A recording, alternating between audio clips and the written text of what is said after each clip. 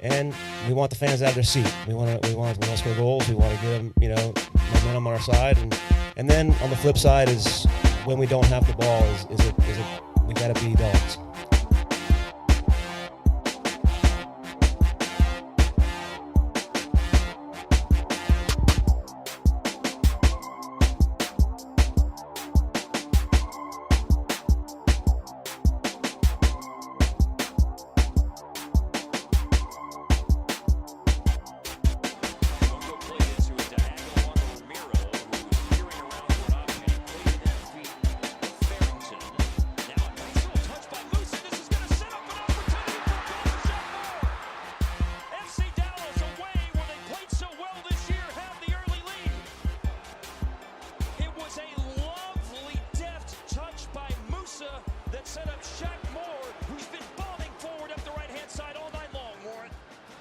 This is a good tackle as well, good refereeing as well, because Rubio wants a foul. That little deft touch, and then you're thinking there as an outside back, just hit the target, just keep it low enough, and he cuts across the ball, and Suva's just blinded by.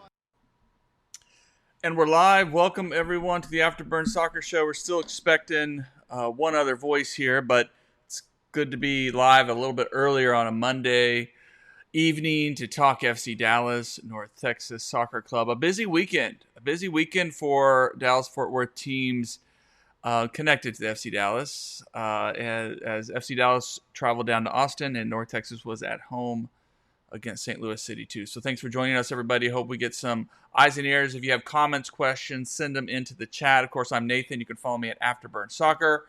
We welcome back to the show, of course, Colin Couvert at Mr. Couve on X, and our good buddy Chris Winters at C Wintus on X. And Jose Carmona should be joining us here in just a moment as we get this show going. No clip from Ari Quill. I guess they didn't upload, or I didn't see it on the server, so I was going to have a clip from him. But let's just start with FC Dallas as we talk about this road trip down to Austin FC, an important gritty match for FC Dallas because you want to beat your in-state rivals. Copa Tejas was still on the line going into the match. FC Dallas trying to turn around their season, and they end up going down in what was truly a gritty rivalry match, a 1-1 draw on the road. Would you take road points in this league? But an early goal from Shaq Moore we saw on the opening of the show. And then, as Shaq Moore giveth, he also taketh away with kind of a little poor defending and an Owen Wolf goal to tie it up. But they settle for the draw. Colin's at work, so we're not going to bug him too much. But Colin, you went on the road trip. Give us your thoughts on the performance from FC Dallas. I mean, I think it was the first half. They went about it really well.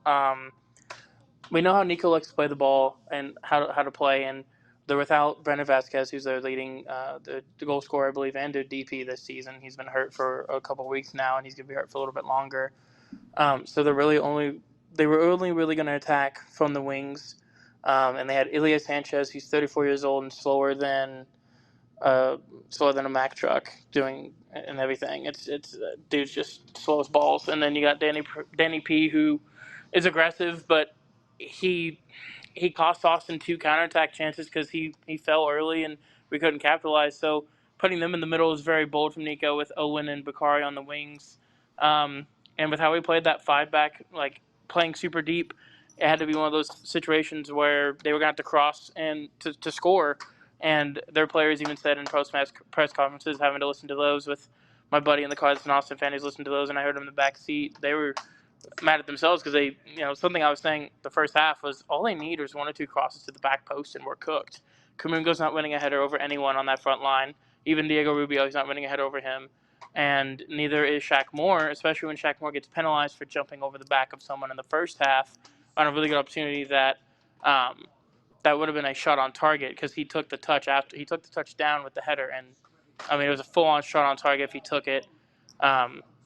At the same angle he scored from. So it's one of those things where, the first half we played really well. It was the right idea. And then once they figured us out in the second half, The Musa injury, there's nothing you can do about that, really. We did what we could. I think Stephen Ryan said it best on the FC Dallas radio broadcast that we should have played Julio on the wing with Logan in the middle, in my opinion. That way, we give Logan to the focal point up top and find them in behind in the second half, especially if we're playing so deep and countering. The fact we waited so long to bring in like Nolan for Ramiro, who was dying and struggling. I think substitutions, Quill was just scared to change anything. He didn't treat it like a must-win match, which, as a fan, annoys me. But man, looking at the performance as a whole, and with the refereeing decisions, I'm happy to get out of there with a point. I know the first half handball was a crucial no call, and to be honest, Austin fans are claiming there should have been 3 penalties for them. Out of the 3 shouts, the only one I'm taking is the first one. I don't even remember which player got taken down, but the second one where Uragide and Ozuni are tugging jerseys and Ozuni flops, they're both tugging jerseys. It's never a foul. And then Obrian in the final minutes clipping his own heel. I mean, I literally watched him and heard him like from the field on the front row. Literally heard him click his heels. It was hilarious. And he didn't even argue it too. As soon as the referee didn't give it, he just got him. He's like, all right, and he kept going. So I think a 1-1 draw is a fair result for how we played.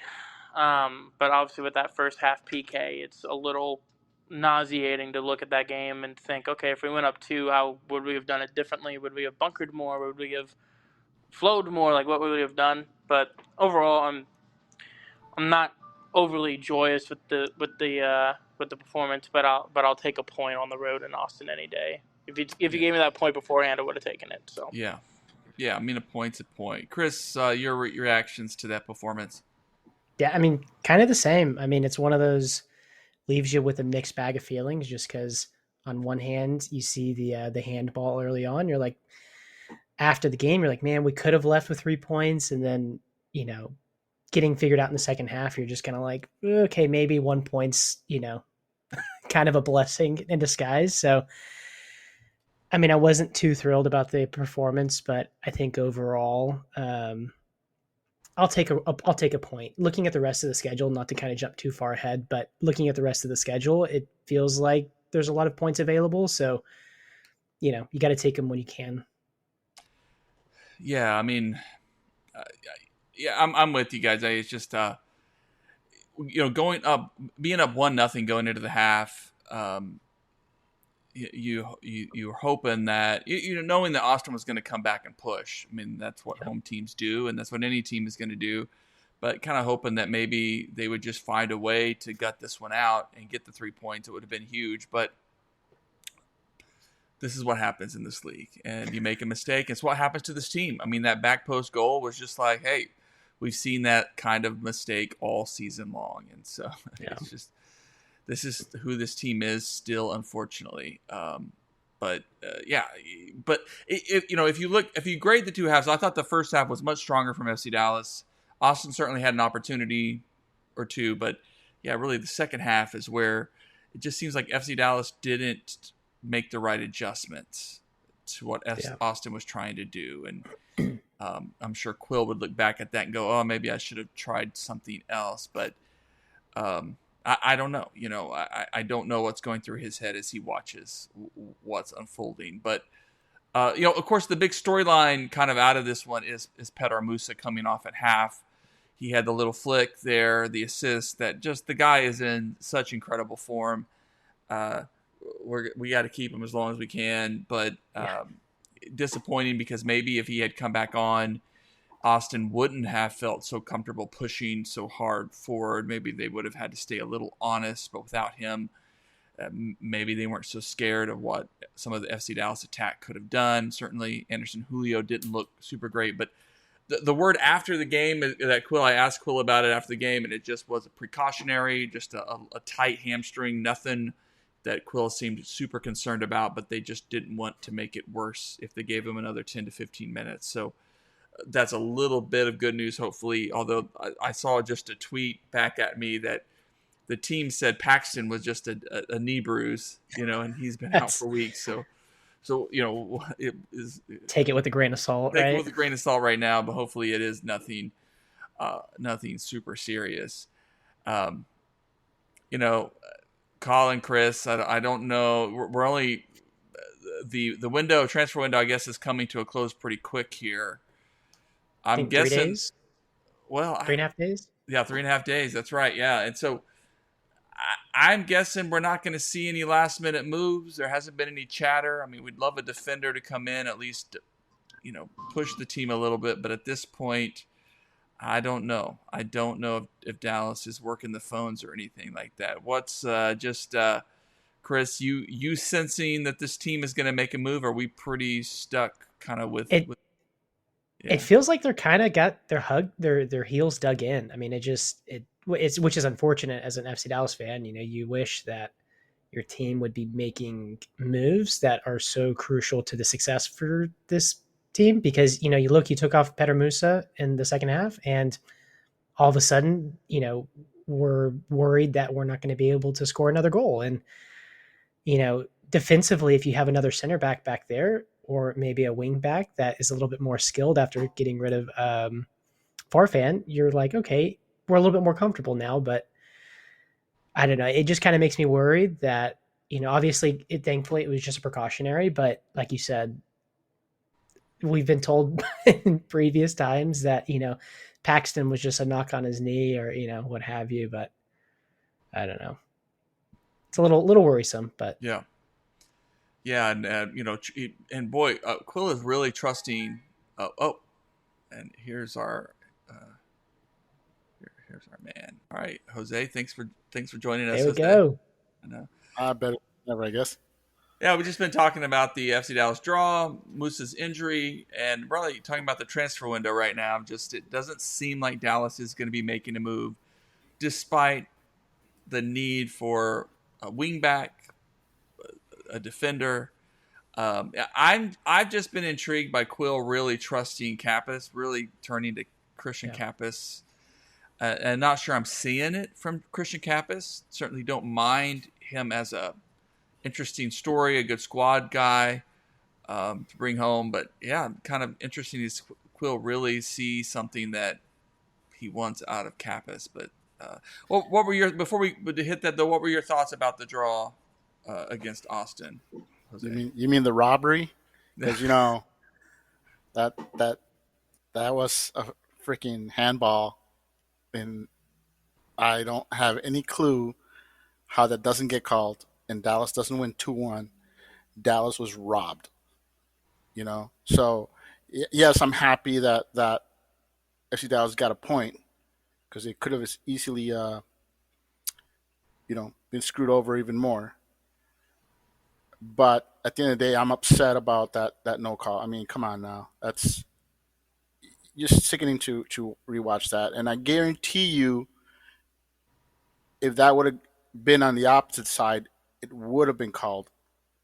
And that's very frustrating as an FC Dallas fan is seeing calls like that go against us, especially in an important game like this where you needed that win.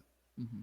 You need that win for Copa Tejas, and I mean, it's not slowing down the momentum, but every point counts down the stretch, and it just kind of feels hard done by an official that I thought did pretty well otherwise. As far as Kappas, he's still warming up to the team. He's still got to figure out who's doing what. He very composed. I didn't see him panic. I don't recall seeing him make any mistakes. I mean, very professional performance out there. Nothing that really stood out, but for a guy making his first start on the road at that, I can't complain. I think, we probably won't see what Kappas can fully offer this team until next year. For this year, anything we can get out of him, if we get solid starts, I'll be happy with that. Also, as far as no transfers, I wouldn't be surprised if someone's being brought in, but if we're not hearing anything, it's because it's not going to be a big name. It's not going to be a big name. It's going to be, a veteran, somebody that's going to come in just for stability, for depth. It's not going to be anybody that we're going to go, oh my God, we're all excited that it's going to be something like that. Hopefully a center back, but I'm not holding my breath. The other thing from the other takeaway from that thing is watching Kamungo play what I thought was solid uh, Mm, left wing back, okay. which I'm fairly sure that been played there in the past and really struggled. So I thought I'm not saying he was lights out or anything like that, but I did like how he looked. He had his ups and his downs, but he was mostly up. And the fact they weren't targeting him, that tells you that he was doing a solid job over there. Um, I thought he was one of the people that looked tired. I thought several FC Dallas players looked tired, and I think he was one of them down the stretch. But other than that, you can't complain. Like I said, a point on the road is a good result. Still stinks, and I'll probably cry about the no, the no handball call, in the future again. But for now, I tell you what, the other thing about the draw is the fact that the teams around FC Dallas all had bad results. San Jose lost. Houston, I mean, they got a draw, which I guess is a great result for them too. But still, they needed a win to keep pace with FC Dallas. They didn't gain any ground on FC Dallas. San Jose lost ground to FC Dallas, and that's good. I mean, seeing you get points on the road and the teams around you struggle to get points, that's what's going to take for this team to make the playoffs. And I don't mean just sneak in at the ninth spot. I mean Yeah. to make the playoffs, to be above that ninth spot.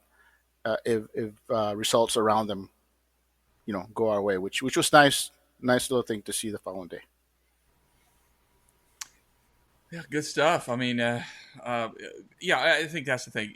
Typically in this league, and we say it again, we say it for folks who are new to Major League Soccer, like in any league, in any sport, well, soccer in any league, away points are usually hard to come by, just hard to come by. And so when you can get them, you don't complain, even if it's just a draw, because that can really help boost and help make up ground a little bit on drop points at home. Yep. So maybe you say, hey, we drew on the road, but this makes up a little bit for those losses at home that the team really, really regrets. And so it gives them a little boost as they keep just trying to build form in the right time of year. And right, we're still thinking, hey, this is possible. It's still possible for Dallas to claw their way into this. So get every point you can as you go. But to your point, Jose, I think we'd all be fine with just another squad piece, a guy to bring in to say, let's give him a run the rest of the season, give some depth, give another piece for Quill to mess around with. So we'll see. And by the way, I also want to say that I was impressed with Collodi, and I know some people aren't too happy with what they've seen from Dietzen, and again, Dietzen for me, same thing as Kappas. As long as we get solid minutes from the guy, and he doesn't cost us any points, he's a guy that probably isn't going to be a significant uh, uh, performer for this team till next year. Everyone knows you sign somebody mid-season in this league, they're signing for next year. So Kappas and Dietzen, whatever we get from those guys, that's I'll be satisfied.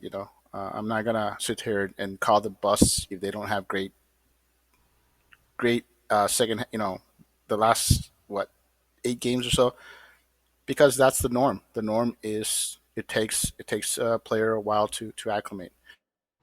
I would expect Kappas who's familiar with who's from the area and it's a lot more comfortable. If one of them two is going to perform, it's likely to be him. He'll settle in a lot faster, I think, because he has people around him already, and he's familiar with everything. This is not nothing new to him. I also want to point out that with Kamungo, if they stay with this 3-man backline and Kamungo's going to be your left wing,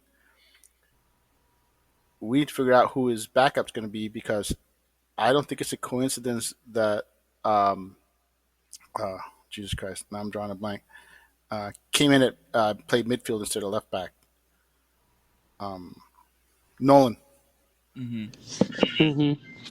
I don't think that's a coincidence. I think if it's a 3-man backline, I don't think we see Norris playing over as a left wing back. I think he plays in the midfield, and I think that's significant because the only guy that'll be able to back up. There's two guys that I think will be able to back up Kamungo at that position, and of course one is Torquato, but the other one may be Enes Sali. You could bring him and put him at that spot, and I know you guys are laughing about it, but they spent significant money on Sali, and if you guys think they're just going to give up on the guy, I think he's going to play just enough games with North Texas so that he can be loaned down to them if it goes to the playoffs. But I wouldn't be surprised if at some point this season you see Enes Ali come in and play left wing back. I'm not saying he's going to be any good at it, but I'm just saying I would not be surprised if he gets a look at least because you got Torquato, you got Sali, and if you're not going to play Noel Norris at left wing back, there's the spot there for someone to back up Kamungo. You would hope it's Torquato, so he's played it there before, but I'm just telling you, Enes Ali, I would not be surprised if he's given a look. You can call me out on that when the season's over, but I'm telling you right now, if that happens, you'll say, "Hey, Jose said that was something," because we all know Sidley's too good for North Texas.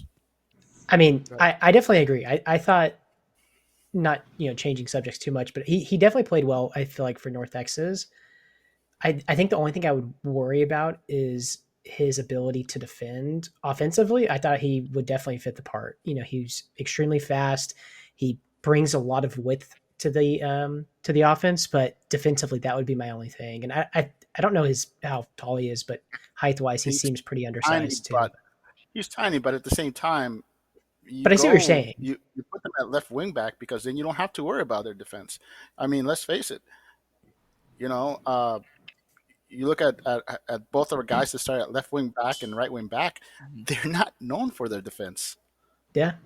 So it becomes. All I'm saying is it becomes less of a liability. Is what I'm saying. Well, but then that also becomes a liability because look at how he drew to Austin. Shaq Moore getting dunked on the back post by not by Uzuni, who's decently tall, not by a center back, but by Owen Wolf, who's like 5'8". He just got outmanned and outjumped to the back post. If you put Sali in that situation, I mean, I could outjump Enes Sali, and I'm 380, 6 foot. I'm not getting up in the air. I can just stand there. So it's one of those things. Like I get what you're saying, and I agree. But someone we left out in that discussion was Anderson Julio, and look at how he played at that left wing spot too. He played left wing and right wing back in games earlier this season where we were trying to solidify a defensive stand on the road, and he did really well because he's got the work rate to track back like Kamungo. Because Kamungo's defense isn't the greatest. He did good, but there's a couple times Bakari, when they were in one-on-ones, Bakari would get past him because of pace and also just dribbling him off the dribble. Yeah. But Julio's got that pace to make up for it, so does Sali. I just think if that is the case, I'm not saying, like, I'm kind of like with Chris, like, I agree, I think it's a good idea, but I would much rather, if Sully's too good for North Texas, if he's not going to find a role for FC Dallas, they need to get rid of him and try to recoup some money fast. But if they're going to try and keep him, why not give him a shot at left wing back? I mean, if we did that, I would want it to be more of like a four back almost, kind of like how we saw the first 3-back iteration that Quills threw out. Not this new one we have, but the first edition back in like Miami and everything. If it's like that, where it's a 4-back in defense with like Sally playing like a left wing back, and then maybe he'll track back for a 5-back in the later stage of the game, cool. But if we have teams that are smart, and if we're playing low and they have to cross, we got to get. That's when if Sully's starting, you get him subbed out immediately for like a Norris or for a Tocado or someone else. That's where I'm not trying to disagree with you, but I'm not saying he's going to be given a start. I'm saying who's your backup? Who's the guy? Enes Ali coming in to run against tired legs. I can see that as a possibility. But as far as Julio, I don't want him at left wing back or right wing back. I want him up high. I want him where he's most dangerous. I don't want him playing left wing back or right wing back. Yes, can he play it? Yes. Can he be dangerous there? Yes. He can be way more dangerous up top. And that's where I want Julio. I want him up there terrorizing, and he hasn't been starting because of the injury. But now that he's getting back in shape, I expect him to start. I expect him to be up top starting, not left wing back, not right wing back. I don't want to see him there. Yes, can he play it? Sure, would I rather have him if Kamungo isn't gonna be able to start for whatever reason, and let's say Sali or Taquados is backups, and you don't want to start them? Okay, I don't have a problem with Julio starting there over them, but I would much rather see Julio up high, where he's most dangerous, Yeah. where he can terrorize people. To tease your And brain a bit, if we play this 5-back, are you benching Farrington for Julio, or are you gonna take like Leggett out of the camera and bench Kappas, move Leggett back and put maybe Farrington or Julio underneath? but Like it gives you options though. It depends on your it matchup. I does. think you go with who, depending on who you're up against. You either start Farrington or Julio depending on the matchup, and then you got one of those two coming off to Monty's be off the the guy bench. down the stretch. And it gives you options, something this team hasn't had. And it's nice to have options, especially in the attack, especially in the midfield. It's not that nice that Kappa showed he can play next to Ramiro, because the options was Ramiro or Kaique, and anybody else that played was basically, an 8 playing a 6. Now Kappas comes in and says, "Hey, I can also play a 6." That's great. Now you got flexibility. This team's going to need flexibility going down the stretch. And when I say Enes Sali, I'm not saying he's going to start. I'm saying he's a guy that Yeah. I wouldn't be surprised he's given a shot there, especially in the second half, coming off the bench, fresh legs to run at people from that position. It depends. Are you chasing the game? If you're not chasing the game and you've got a lead, then yeah, of course you're not going to bring in a Sali off the bench. But if you're tied or trying to get a result, not a bad guy to come bring in. Um, this team needs more speed, and whatever you can say about Enes Sali, he does possess that. So Yeah. Well, we've already I like to see him give him a shot before they get rid of him. I like to see if he has anything to offer because let's face it, some players aren't great people in practice or have a bunch of negatives, but you get them in the game and they're just ballers, and I want to see if he can ball. Yeah. I'm glad you're mentioning Sali because we do need to touch upon North Texas. No, Jose, the last guy with Enes Sali stock, apparently. Apparently, but hey, it was at North Texas, of course. Welcome to St. Louis City SC2, the best team really in MLS Next Pro, and this is one of those results where even though North Texas lost 3-1, the goals were really tough ones, but ones too that came from North Texas trying to push, trying to being aggressive and getting off balance, getting out of sorts, leaving gaps, especially on the back post, making things a little too easy. But a 3-1 loss, but one I think that Gall wasn't too upset about. I think he saw a lot of hard work from his team. He saw a lot of fight.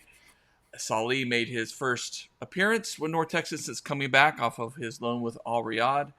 And he looked great. He looked, again, why they needed to loan him out in the first place. He was really too good for MLS Next Pro, but probably a needed body, at least for the moment, as with North Texas needing some help with Sam Sarver and Josh Torquato down with the first team. So an interesting result, but hey, credit, first of all, before we do it, let's just talk about this Aaron Essel goal. And I do have the clip because, oh my Lord. Just a special goal that really came out of nowhere. Yeah, amazing. That's great. World class. My jaw dropped when I saw that. I was not prepared for him to take a shot from like 30 plus out, and when he scored that, I was like, I had a little bit of a freak out, but dude, it was cool to see. And in the moment, it drew them level, gave us life, gave the team life. Just a huge moment for Aaron Essel, who is an interesting talent, an interesting kind of guy that North Texas likes to develop, who's getting some international experience out there and stuff. But great moment for him. Unfortunate that the team couldn't find a second goal, because I think they literally gave up the second goal like within minutes after that. So just a sign of the young team and the roller coaster this season has been on. So yeah, Gall wasn't too upset. He thought the performance was strong. He thought, this is there were some positives to take from this performance. Chris, I know you've been following them closely. Yeah, do you agree with that, with Gall's perspective on this performance?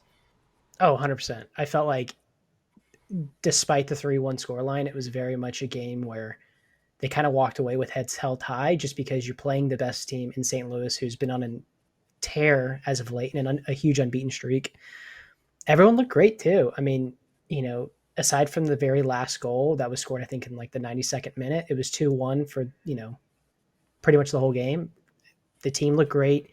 A lot of missed opportunities from North Texas that I felt like there was a couple times where I believe it was Scott almost had a goal. I mean, there was a couple like really, really good chances that almost went in. And, if a few things go their way, it ends up being 3-2, 2-2, maybe in favor of North Texas. But overall, it was great. I liked the development from Harms early on in the season. He's a new signing. Didn't have some of his best performances, kind of caught out of goal a few times, but looked great against St. Louis. The only thing I was kind of disappointed in was the defense. Gavin Goal, a little disappointing. He hasn't had his best performances as of late, but Alvaro Augusto was one of those I was kind of surprised about. Didn't look as sharp as he normally does. I think if he plays a little bit better, maybe it's a 1-1 scoreline, but overall, I was pleased with the performance, and I think North Texas has a lot to be excited about because there's a pretty good slate of games for the rest of the season. They play LAFC twice, who's at the bottom of the table. They play SKC once, who's dead last, and I think has only won a couple games. So, they're safe for playoffs, and I think they can make it too. But we'll see. Yeah, I agree. I mean, I think they're solid. They're going to be. I mean, St. Louis showed why they're the team at the top, Yep. and North Texas, it's sure it's a loss and it's at home, but if there's one team that's going to beat you, it's St. Louis. I agree. We've got what, LAFC next, and then a Yep. very important game against Ventura County because despite the loss, North Texas is only 1 point out of being fifth place, and Ventura County comes in fourth place. So that's a very big game coming up in 2 weeks, where you beat those guys, and now all of a sudden you're only 3 points out of fourth place. So it's a huge game with uh, like I said, a favorable schedule. Well, like Chris said, favorable schedule, and they can make a run up. They're eighth right now, but they have, with that favorable schedule, they have the potential to make a run up the ladder and play for position. I prefer they finish top four, but I won't be surprised if they finish fifth or sixth. And I'm telling you like this, with Sali back and Pedrinho getting some minutes down there, once the playoff starts and you're starting Sarver, Sali, Pedrinho, Tariq Scott, all of a sudden that attack Nasty. will be quite formidable. It'll be quite nasty in the playoffs, and seeing our midfielders able to take shots, make shots from that distance, that makes some teams dangerous, nervous. They have to basically, compensate for that and leave holes in defense for all the abundance of attackers that North Texas is going to have all of a sudden. They're going to terrorize some teams because there's a lot of teams out there that are not anywhere near St. Louis's level. So yes, this stretch of runs, it's going to be very interesting to see. We know the problems with the defense, but this attack can cover a lot of those, mistakes that backline makes. Because sometimes a great attack is your best defense, and North Texas seems to have that capability with Sali back and Pedrinho being low down there. Like I said, it's going to be interesting. I'm pretty excited to see how this team ends up when the season's all said and done. Yeah, it will be. It's interesting, and they have a game in hand on the team, but beneath them, so that there's plenty of opportunities for this team to solidify. This is weird. Screen just went black. That's bizarre. All right. Well, Yeah, let's. the team behind them is the Dynamo, Yeah. and then the Whitecaps would be right behind the Dynamo, and then Defiance has a game in hand against FC Dallas, but they're like 4 points behind. So as long as North Texas is in control of its destiny, and that's the bottom line. Is as long as they get results against the teams they should get results against, they're a lock playoff team. Well, it is an LAFC weekend coming up. Let's round out the show by doing a little closing out with some predictions, and we'll include North Texas again. North Texas will play LAFC 2 on Sunday at home and at Choctaw. Again, LAFC 2 is one of the worst, if not the worst team at MLS Next Pro. And then FC Dallas, of course, will be at home again against LAFC with Sun Heung-min in town. Boy, and they're marketing that up. They are marketing it up. So, but LAFC, of course, is always going to be a tough one. But maybe you hope that maybe Sun is not, unleashing his full powers just yet as he gets acquainted with MLS. But he looks all right against New England, so it's going to be a tough one. It's going to be a tough one at home. But you got to win your home games. I mean, you got to find a way to get a result. So let's do predictions. First, let's do North Texas on Sunday against LAFC 2. I'm going with a 2-0 win at home. I think it'll be a solid, and I think Sali's going to get his first Next Pro goal in a while. I think I'm going to go 4-0. It's going to be quite the slaughter. I think if Sarver doesn't get in on Saturday, he might end up playing Sunday for North Texas. And I think with him, if you have Sali down there as well, offensively, that's going to be a really dangerous team. Sarver's trying to keep up his, golden boot race right now with 15. So I think he ends up getting a brace and North Texas gets 4. All right. Nice. Colin, Jose. You want to go, Koof? I'm gonna go with a 3-0 win. I mean, like Chris said, I think it's gonna be a bit of a slaughter. Just the quality difference is blatantly obvious. And I know the attack for North Texas, sometimes it's running like a well-oiled machine, and sometimes it stutters and spurts. So if you're gonna stutter and spurt, this is the team to do it against. So I don't think it'll be a crushing 4-0 win, but I think it'll be a dominant 3-0 or 2-0 win. Yeah. Jose. It's going to be a lot tougher than you guys think. When you look at how these teams have performed this year, LAFC has and North Texas have allowed almost the same amount of goals, and they've scored almost the same amount of goals. The only difference between the two teams is that North Texas has found ways to get results on the road, and LAFC has not, and that's going to be the difference. It's going to be a closer game than you guys expect. I'm going to go. It's going to be a 1-goal difference. It's going to be either a 2-1 or a 3-2, and basically LAFC is just, again, they'll look dangerous at times, and North Texas will be in for a tough game, but the difference is North Texas will find a way to get the points, and LAFC 2 won't. That's really the only thing separating these two teams. Is North Texas does actually have the weapons, and when they're firing, they look great, but they don't always fire. So, and that back line is very inconsistent and an Achilles heel. And if North Texas is getting their opportunities and failing to score, they find themselves in a lot tougher games than they should have. And I think that's the way this is going to go. It's a game they should win 3-0, 4-0, 3-1. And the stat lines may look that way, but it'll be a lot closer when it's all said and done, simply because of missed opportunities and stuff like that. All right. Well, FC Dallas welcomes LAFC at home. We'll go in reverse this time. Jose, what's your prediction about this? Oh my goodness! You know what? I'm going to be a complete homer and say it's going to be 2-1 FCD, And mind you, I'm just being a homer on that. LAFC it, is a team that can steamroll you at home or on the road, and they're probably licking their chops to come to play against an FC Dallas team that hasn't shown any good form at home. Uh, yes, they got a result against Portland, but that's not impressing LAFC. I'll tell you what I'm excited about, and I always get excited about this.